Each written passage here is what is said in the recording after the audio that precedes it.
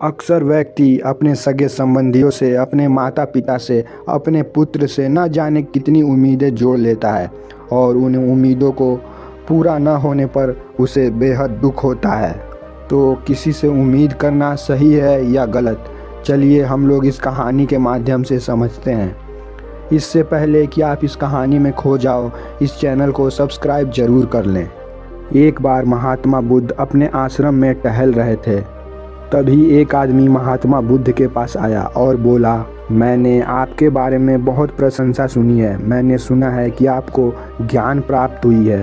हे बुद्ध, मैं भी आप ही की तरह परम ज्ञान को उपलब्ध होना चाहता हूँ। मुझे आपसे ये उम्मीद है कि आप मुझे ज्ञान का मार्ग बतलाएंगे। बुद्ध ने मुस्कुराकर पूछा, तुम्हें मुझसे इतनी उम्मीद क्यों है? व्यक्ति ने कहा, हे बुद्ध, मैंने अपने जीवन का एक बहुत बड़ा समय इस संसार को समझने में निकाल दिया और तब मुझे ये समझ आया कि यहाँ के सब लोग स्वार्थी हैं। यहाँ पर किसी को किसी से कोई मतलब नहीं है। सभी लोग केवल अपने बारे में ही सोचते हैं, कोई किसी के बारे में नहीं सोचता। कोई किसी की मदद नहीं करना चाहता और ना ही यहाँ पर कोई किसी को अपना समझता है। यहाँ पर सिर्फ अंधकार ही अंधकार है। यहाँ पर बहुत कम ऐसे लोग हैं जो निस्वार्थ सबकी मदद करते हैं। उन्हीं लोगों में से आप हैं। हे बुद्ध, अब आप ही मेरी मदद करें। बुद्ध ने कहा, तुम्हें अंधकार ही अंधकार क्यों दिख रहा है? मैंने अपने जीवन में अंधकार ही देखा है। मुझे अपने पिता से उम्मीद थी कि वो मेरा विवाह ऐसी लड़की से करेंगे जिसे मैं पसंद करता हूँ, लेकिन मेरे पिता ने ऐसा नहीं किया। उन्होंने मेरी शादी गैर पसंद लड़की से कर दिया। मुझे उस लड़की से पूरा उम्मीद था कि वो मेरे जीवन में खुशियाँ लाएगी, मेरा ख्याल रखेगी और मेरे सभी कार्यों में मेरा साथ देगी, लेकिन ऐसा नहीं हुआ। मैं एक कवि था, लेकिन मेरी पत्नी को ये पसंद नहीं था। वो चाहती थी कि मैं कुछ और काम करके और भी अधिक पैसे कमाऊं। वो इस बात को लेकर मुझसे प्रतिदिन झगड़ा करती थी। उसने मेरा जीना दुश्वार कर दिया था। तब मैंने तय किया कि मैं अब घर छोड़ हमेशा के लिए चला जाऊंगा। मैंने ऐसा ही किया और फिर मैं अपने मित्र के पास गया। मुझे उससे पूरी उम्मीद थी कि वो मेरी मदद ज़रूर करेगा, लेकिन उसने ऐसा नहीं किया। तब मुझे ये एहसास हुआ कि इस दुनिया में कोई किसी का नहीं है। सब मतलबी हैं, सब अपने बारे में ही सोचते हैं। उसके बाद मैं साधु महात्माओं के पास गया।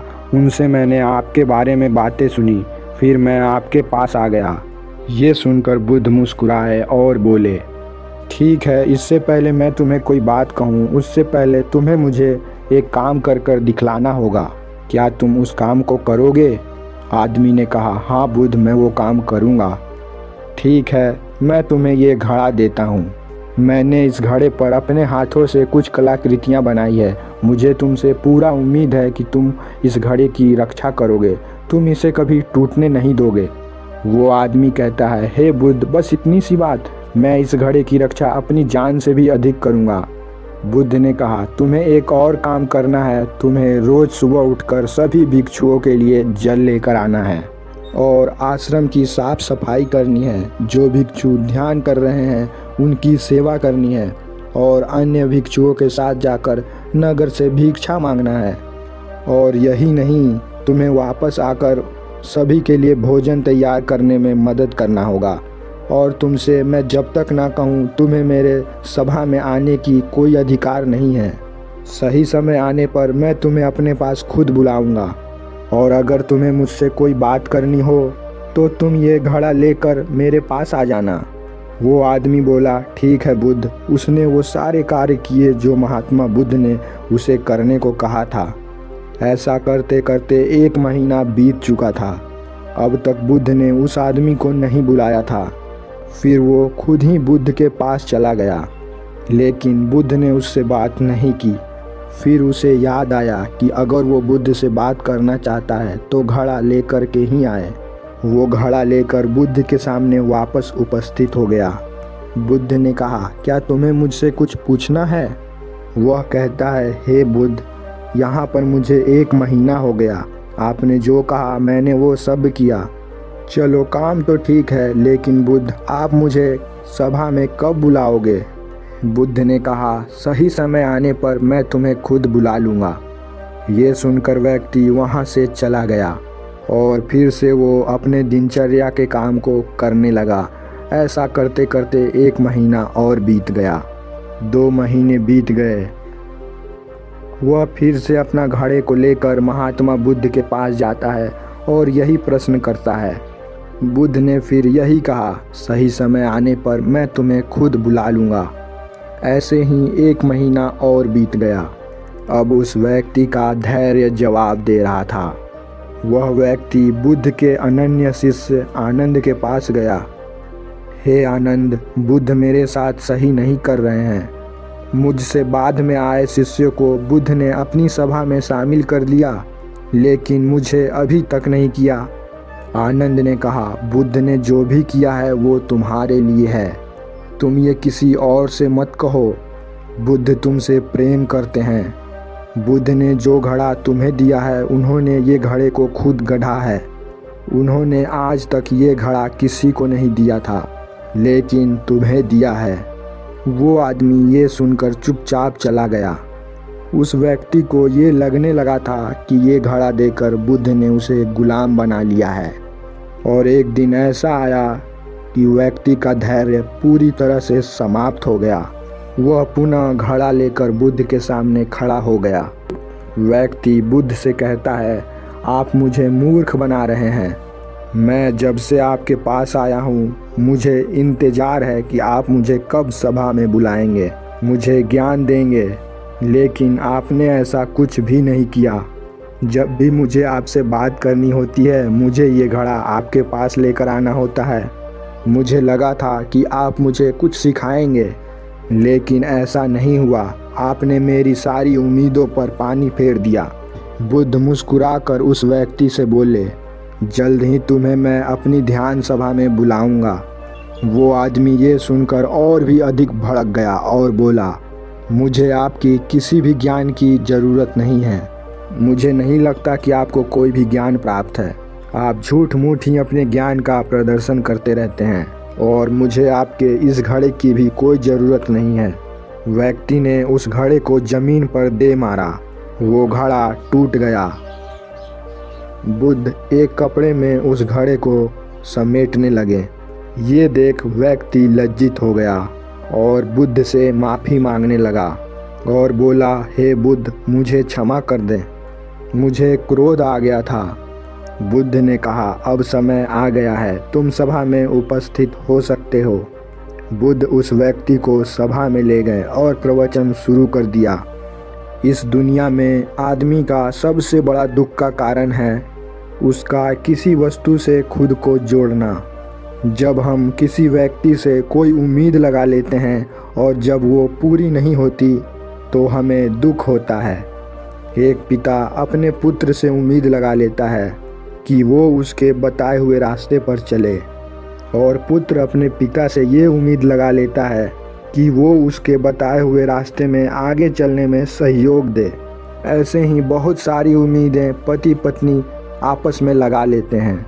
इसी तरह से दुनिया का हर व्यक्ति एक दूसरे से कुछ न कुछ उम्मीद लगा ही लेते हैं और जब ये उम्मीद पूरी नहीं होती तब ये क्रोध का रूप ले लेती है। क्रोध गर्म कोयले को अपने हथेली पे रखने के समान होता है, जिससे हम दूसरों को जलाना तो चाहते हैं, लेकिन उससे पहले हम लोग खुद का हाथ जला लेते हैं। बुद्ध अपने कपड़े में से उस घड़े के टुकड़ों को निकालकर उस व्यक्ति के सामने रख देते हैं और उससे कहते हैं, क्या तुम इसे वापस जोड़ सकते हो?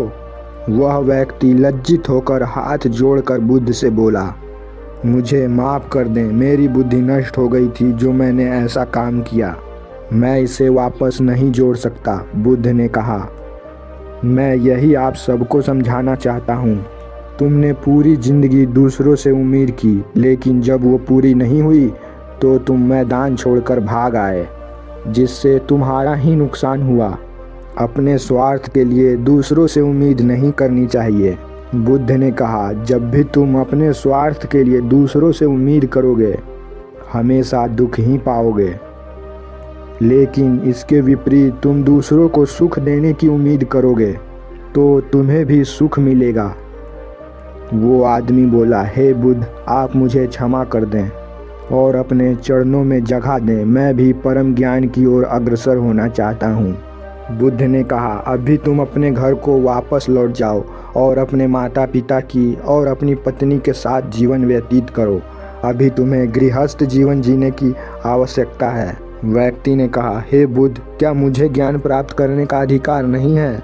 आप क्यों उस नरक में मुझे वापस भेज रहे हैं? बुद्ध ने कहा, जिसे ज्ञान प्राप्त करना होता है वो गृहस्थ जीवन में भी प्राप्त कर सकता है। फिर उस समय परिवार के लोग रास्ते का रोड़ा नहीं बल्कि सहयोगी नजर आते हैं।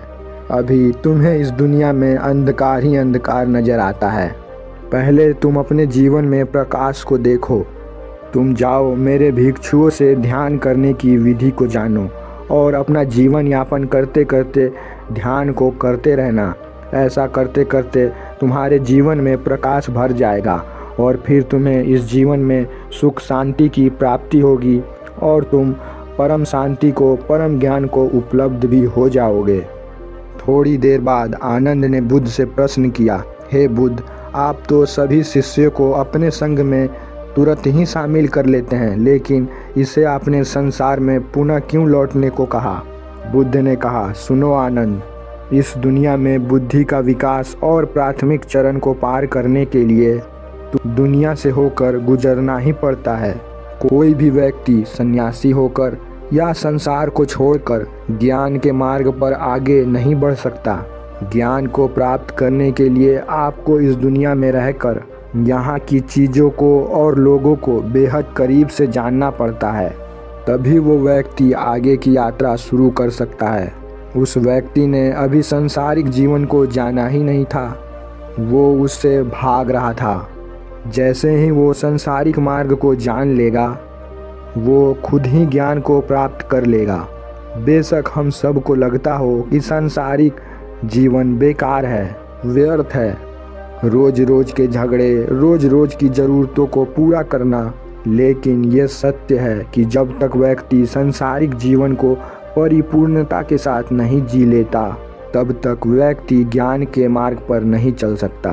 अक्सर दुनिया में बहुत से लोग सांसारिक जीवन से दुखी होकर, अपने परिवार से दुखी होकर संसार का मार्ग छोड़कर संन्यास को ग्रहण कर लेते हैं, लेकिन वो संन्यास को मार्ग को खुशी खुशी नहीं अपनाते, बल्कि वो तो अपने दुखों से भाग कर ऐसा करते हैं, अपने जिम्मेदारियों से भाग कर ऐसा करते हैं, जिससे न ही उन्हें संसार में सफलता मिलती है और ना ही संन्यास में। तो अगर कोई व्यक्ति ऐसा करता है तो अपने पैर पे कुल्हाड़ी मारता है। व्यक्ति को चाहिए सांसारिक जीवन को परिपूर्णता से जिए, उसके बाद वो ऐसे ज्ञान को स्वतः प्राप्त हो जाएगा। दोस्तों, अगर ये कहानी आपको ज्ञानवर्धक लगी हो तो इसे शेयर ज़रूर करें।